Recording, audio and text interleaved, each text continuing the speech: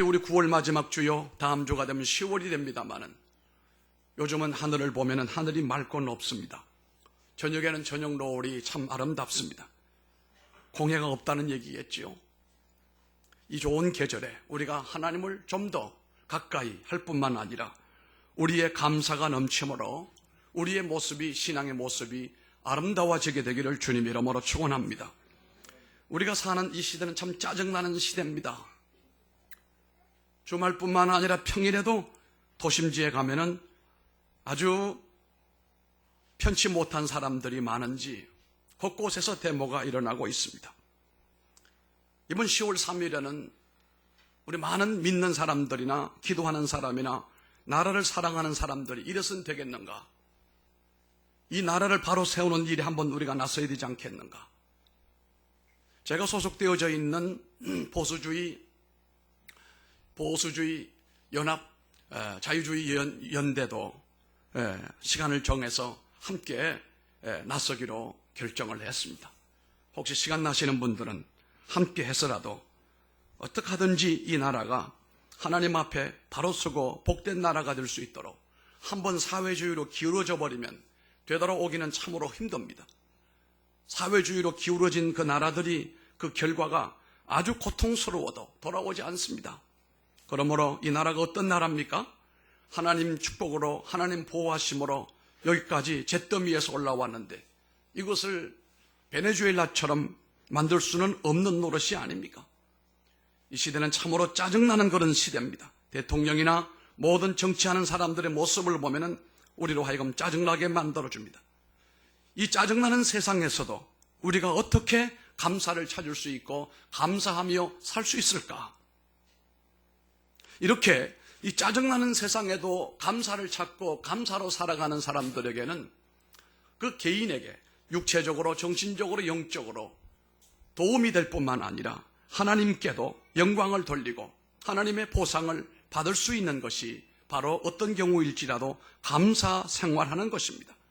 그래서 믿음의 고하를 따라서 감사의 경중이 결정되어지는 겁니다. 감사 경중이 결국 그 믿음의 좋고 나쁨, 높음과 낮음을 결정할 수가 있는 것입니다. 감사하는 사람에게는 무엇보다도 우리 마음속이 밝아지게 됩니다. 감사하는 사람에게는 우울함이 사라지게 되고 기쁨이 넘치고 소망이 생기고 미래가 밝아오게 되는 것입니다. 삶에 대한 기대와 긍정적인 입장을 갖게 될 뿐만 아니라 하나님과 사람들에게 후한 사람이 되고 이 감사하는 사람은 환경과 분위기를 아주 행복하게 만들어 가는 그런 사람들입니다. 그래서 감사는 하나님, 또 우리 부모님, 또 우리 부부관계, 또 사랑하는 자녀들, 또 주변의 친구들에게도 영향력을 강력하게 나타내게 되는 것입니다.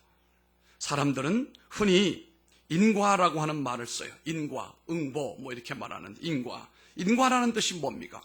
어떤 원인에는, 어떤 뜻은, 결과는 반드시 그 원인이 있다. 원인이 존재한다는 것 아닙니까?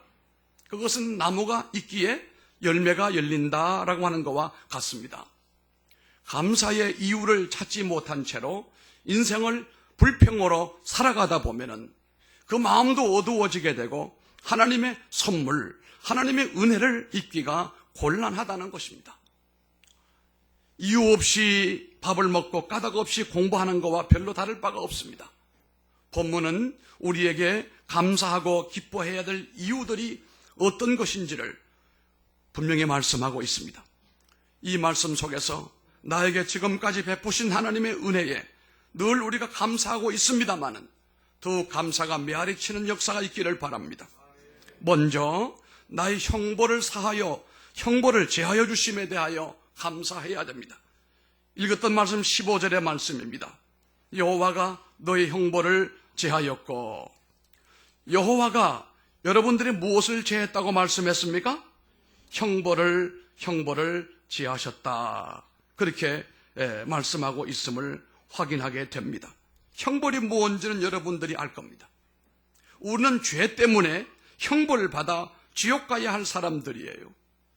그런데 하나님께서는 우리가 받을 형벌을 예수님이 십자가 위에서 대신 짊어지심으로 인하여 대신 그 십자가 형틀을 짐으로 인하여 우리들에게 임해야 될 그 형벌의 이 독가스를 우리들에게서부터 막아주신 겁니다.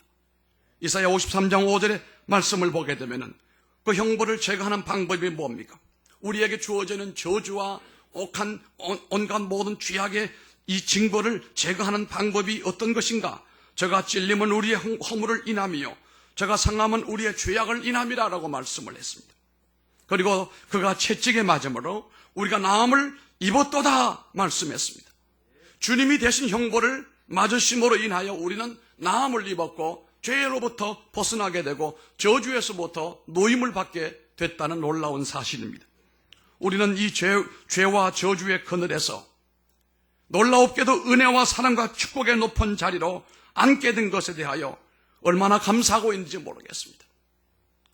헬라의 법학자였던 라이피콥스라고 하는 사람은 감사할 줄 모르는 사람들에게 딱히 정해놓은 벌이 없다.